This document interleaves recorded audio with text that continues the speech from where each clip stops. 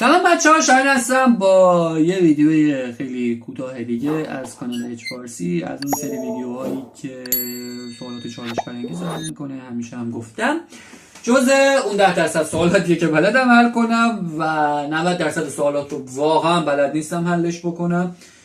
یعنی خیلی وقت میذارم که حداقل بعضی وقتا 40 دقیقه یا نیم ساعت بیشتر وقت میذاریم که ببینیم میتونیم حلش بکنیم یا نه. نمیتونیم حلش بکنیم، ولی خب بعضی رو میتونم حلش بکنم و خیلی خوب حل میشه. و از اون 10% اونایی که به نظرم خیلی جالبه رو واسهتون میذارم که اینجا حداقل خوشتون اومد نگاه بکنید و لذت ببرید. یکی از اون سوالاتی که هستش که این اخیراً داشتم نگاهش میکردم اینه که یه همچین عبارتی داره: 2 به توان x منهای 1 مساوی است با یه رادیکال وحشتناکی مثل این. میگه که مقدار x رو حساب بکنیم. مقدار x رو حساب بکنیم چجوری باید حلش بکنیم؟ من همیشه هم گفتم، این ویدیوهای منو نگاه کرده باشین تو مسائل ریاضی، اینه که ریاضی دیدن دنیا به یک نحوه دیگه است. یعنی اینکه شما هم که ویدیوهای انتگرال به در نخوره ما رو نگاه کرده باشین، برای حساب یک انتگرال روش‌های مختلفی وجود داره که جواب رو بهت میده، ولی خب روش متفاوته و به یک معنا باید یه جوری دیگه مسئله رو ببینی. خب اینجا هم همونه. من بیام مسئله رو اینجوری نگاه بکنم. ببینید سمت راست اون RH رایت هندل سمت راست مسئله است. 4 به توان 20 رو من نگاه کنم 2 به توان 20. درسته.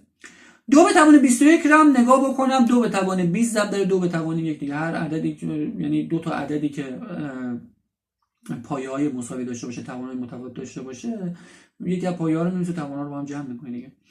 و 2 به توان 11 رو هم همینجوری 2 به توان 10 ضرب در 2 به توان 1 نگاه کنیم. دات این وسط یعنی همون ضرب.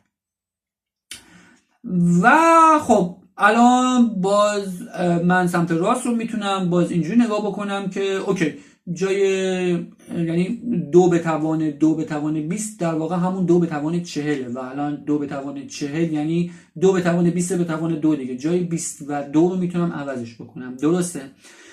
و خب 2 به توان 20 رو هم دارم، 2 هم دارم و خیلی داستان خیلی قشنگ داره پیش میره. الان من میام تعریف میکنم 2 به توان 20 رو میگیرم A، 2 به توان 10 رو میگیرم B. یه متغیره. بازنویسی بکنم سمت راست رو، زیر رادیکال میشه A به توان 2 منهای 2 به توان A به علاوه 1 تقسیم بر B به توان 2 به علاوه 2 B به علاوه 1. خیلی راحته دیگه. نگاه کنید خط دوم رو نگاه بکنید، 2 به توان مثلا تو مخرج 2 به توان 10 که میشه B به توان 2 به علاوه 2 به توان 10 ضرب در 2 دیگه، یعنی B ضرب در 2 و به علاوه 1.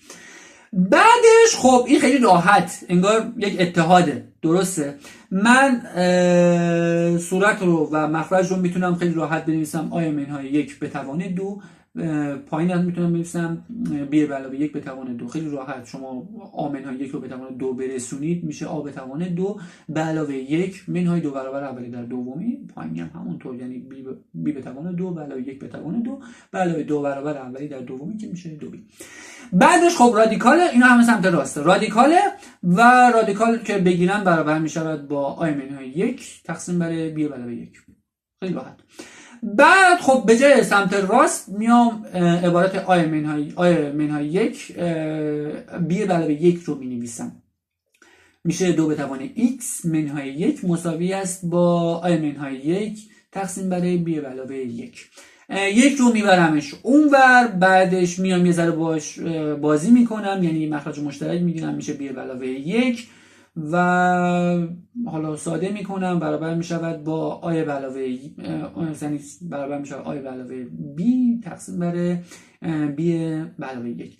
بعدش میدونم که آ به توان آ بود 2 به توان 10، B هم بود 2 به توان 10. جایگذاری میکنم، یعنی دوباره برمیگردونم رو جای خودشون بعدش برابر می شود با این عبارت. بعد من میام از یه دونه 2 به توان 10 هم فاکتور میگیرم، 2 به توان 10 هم دارم، تو صورت 2 به توان 10 علاوه 1 ظاهر میشه، تو مخرجم 2 به توان 10 ظاهر میشه. این دوتا رو میتونم با هم ساده بکنم. 2 به توان x برابر می شود با 2 به توان 10، یا به عبارت دیگه x مساوی با 10 می شود و عبارت نهایی برابر می شود، یعنی این عبارت اگر بخوام حساب بکنم xش مساوی با 10 میشه و همین دیگه، ساده. مرسی که ویدیوی ما رو نگاه کردین و مرسی که لایک میکنین، سابسکرایب میکنین، کامنت میذارین و ما رو دنبال میکنین. اگر از این ویدیو باز دوست دارین بازم کامنت بکنید. اگر سوالات چالشی بلد هستین، اگر جزء 90% نباشه جزء 10% باشه واسم بفرستین و حلش بکنیم با هم، یا بهم یاد بدین که چجوری حل میشه. و مرسی که ما رو دنبال میکنید. تا یه ویدیو دیگه، خداحافظ.